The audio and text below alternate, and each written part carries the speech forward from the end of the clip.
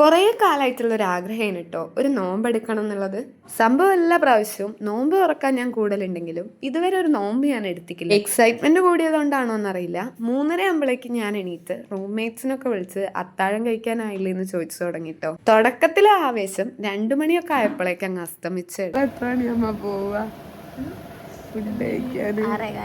അങ്ങനെ എൻ്റെ ആദ്യത്തെ നോമ്പായോണ്ടും എൻ്റെ കഷ്ടപ്പാടൊക്കെ കണ്ടിട്ട് ഇവർ പറഞ്ഞ് നോമ്പ് തുറ നമുക്ക് കുറച്ച് ഗ്രാൻഡ് ആക്കാന്ന്. അറിയകാലമായപ്പോഴേക്കും നമ്മൾ ഇതൊക്കെ സെറ്റാക്കി.